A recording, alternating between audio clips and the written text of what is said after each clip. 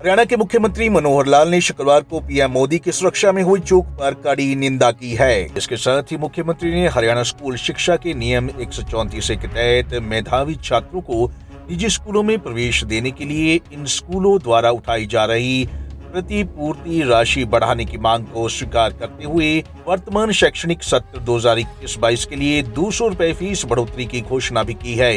PM Modi की सुरक्षा में चूक को लेकर मुख्यमंत्री मनोहर लाल ने कहा कि दुनिया के सबसे बड़े लोकतांत्रिक देश के प्रधानमंत्री को इस तरह की गंभीर सुरक्षा चूक का सामना करना पड़ा, ये वास्तव में दुर्भाग्यपूर्ण है। देश के हमारा एक लोकतांत्रिक देश है और दुनिया का सबसे बड़ा लोकतांत्रिक देश है और सबसे बड़े लोकतांत्रिक देश के शासकीय मुखिया हमारे प्रधानमंत्री श्री नरेंद्र मोदी जी का जिस प्रकार से पंजाब में जो एक कार्यक्रम के अंदर अवरोध पैदा करने की जो चेष्टा की है और उसमें अवरोध पैदा भी हुआ है, किसी इतने बड़े देश के प्रधानमंत्री का किसी एक राज्य में इस प्रकार से अवरोध पैदा किया जाए तो ये निंदनीय है। इसको किसी भी सूरत में स्वीकार करना मैं कहता हूँ मूर्खता होगी। तो इसलिए इसकी निंदा के साथ साथ मैंने तो पंजाब में जो वर्तमान सरकार है उसको बर्खास्त करने की अपील भी की है। वहीं मुख्यमंत्री ने हरियाणा स्कूल शिक्षा के नियम 134 के तहत मेधावी छात्रों को निजी स्कूलों में प्रवेश देने के लिए इन स्कूलों की ओर से उठाई जा रही प्रतिपूर्ति राशि बढ़ाने की मांग को स्वीकार करते हुए वर्तमान शैक्षणिक सत्र 2021-22 के लिए 200 रुपए फीस बढ़ोतरी की घोषणा की है। उन्होंने घोषणा करते हुए कहा कि अब ग्रामीण क्षेत्रों में 5वीं कक्षा तक 500 रुपए और 6ठी से 8वीं तक 700 रुपए फीस होगी, जो पहले 300 और 500 रुपए थी। 40,000 के आसपास ऐसे विद्यार्थी हैं जिन्होंने परीक्षा दी थी और उनकी अपेक्षा थी कि सब हम प्राइवेट स्कूलों में जाकर के पढ़ें, लेकिन पहली बार चूँकि हमने परिवार पहचान पत्र की इनकम वेरिफिकेशन का भी उसमें लगा दिया है तो एक विवाद बड़ा खड़ा हुआ कि जिनकी इनकम 2 लाख रुपए से ज़्यादा है वो भी इच्छा कर रहे हैं उसमें एडमिशन प्राप्त करने की, जबकि उनको नहीं दिया जा सकता। तो उसमें जो इनकम का दायरा है उसके अंतर्गत जो आने वाले परिवार हैं उसकी सिलेक्शन करके ही हम क्लियर कर रहे हैं। डिप्टी कमिश्नर्स की 3 लोगों की टीम बना दी है, डीओ, डिप्टी कमिश्नर और एक अधिकारी ग्रिड का है। तो तीनों मिलकर के जिन बच्चों का इनकम वेरिफिकेशन का क्लियर करते हैं कि 2 लाख से नीचे परिवार की इनकम है, केवल उनको एडमिशन मिलता है। अभी तक लगभग 12,000 विद्यार्थियों को और विभिन्न स्कूलों में ये मिल चुका है, लेकिन कुछ विद्यालय ऐसे हैं जो इस बात का विरोध नाते से करते हैं कि उनकी फ़ीस जो है वो कम है।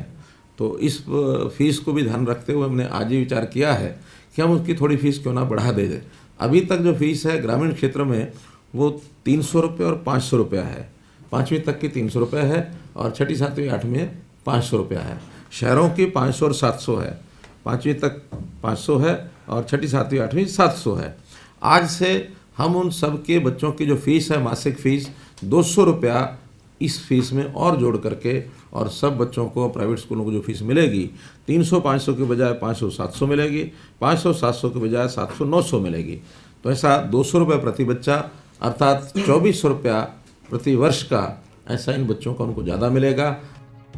साथ ही सीएम मनोहर लाल ने centre for monitoring Indian economy की रिपोर्ट के आधार पर राज्य के 34% बेरोजगारी दर के बारे में राजनीतिक बयानबाजी करने के लिए कांग्रेस पर निशाना साधते हुए कहा कि हरियाणा में वास्तविक बेरोजगारी दर केवल 6.1% है। उन्होंने रिपोर्ट को निराधार और झूठ का पुलिंदा बताया। साथ ही सीएम ने कोरोना के बढ़ते मामलों को लेकर कहा कि राज्य में हर दिन आने वाले केसों की संख्या में बढ़ोतरी हुई है। राज्य सरकार तीसरी लहर से निपटने के लिए तैयार है। हमारे जो कांग्रेस के मित्र हैं एक अविश्वसनीय जिसको कहना चाहिए एक मैगजीन के आंकड़ों के आधार पर जितना वो झूठ बोलने का काम उन्होंने कर रखा है शुरू में, और वो है CMIE की जो एक मैगजीन का वो आंकड़ा बार बार दे करके बेरोजगारी का विषय करते हैं। बेरोजगारी के बारे में जो मैं आज अधिकृत आंकड़े आपके सामने रख रहा हूँ, क्योंकि हमने आपको पता 3 वर्ष से परिवार पहचान पत्र ये जो है कार्यक्रम शुरू किया हुआ है और प्रदेश की पूरे परिवारों की जनगणना एक प्रकार से उसमें से होती है और सबका रजिस्ट्रेशन 98% का रजिस्ट्रेशन उसमें मैं कह सकता हूँ हो गया है। लगभग 2 या 3% ऐसे लोग हैं जो अभी किन्हीं कारणों से शायद उन्होंने नहीं उसको किया होगा, लेकिन समय आने पर मुझे लगता है वो भी करेंगे। तो उसका जो रजिस्ट्रेशन है उसका कुल आंकड़ा इस समय मैं आपको बताता हूँ कि 65,78,311 परिवार हैं और 2,57,99,000 अर्थात 2,58,00,000 की जनसंख्या उसमें अंकित है। कोरोना और कोविड की तीसरी लहर बहुत चिंता का ये विषय है, क्योंकि हमारे जितने भी कार्यक्रम हैं वो इससे प्रभावित हो रहे हैं। मेरे अपने टूर प्रोग्राम मैंने बनाए थे विधानसभाओं के, वो भी एक बार विड्रा किए हैं। अब छोटी छोटी बैठकों में ही हम अपने कार्यकर्ताओं को बुलाकर, पार्टी के लोगों को बुलाकर छोटे कार्यक्रम 100 संख्या, 50 संख्या, 200 संख्या, इससे नीचे नीचे के सब कर रहे हैं, क्योंकि इतनी छूट हमने बाकी भी समाज के लोगों को दी है, तो उतना ही उसी प्रकार से हम पार्टी के कार्यक्रम कर रहे हैं।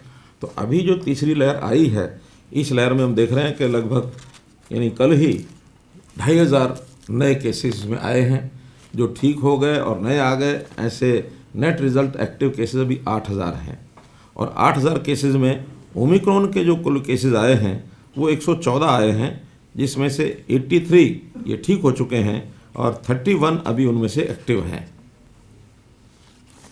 तो इस प्रकार से आंकड़ा है। अभी ये फैलने की जो गति है बहुत ज़्यादा गति है। मुझे लगता है कि जितना पिछले दिन आता है अगले दिन उसका 150% ही आ जाता है, 1.5 गुना हो जाता है। बता दें कि देश भर में कोरोना के आंकड़े हर दिन तेजी से बढ़ रहे हैं। हरियाणा में भी ओमिक्रॉन और कोरोना डबल अटैक कर रहा है, जिसके चलते सरकार ने पाबंदियां भी शुरू कर दी है और लोगों से लापरवाही न बरतने की अपील की जा रही है। पंजाब केसरी टीवी के लिए चंडीगढ़ से देवेंद्र रोहल की रिपोर्ट।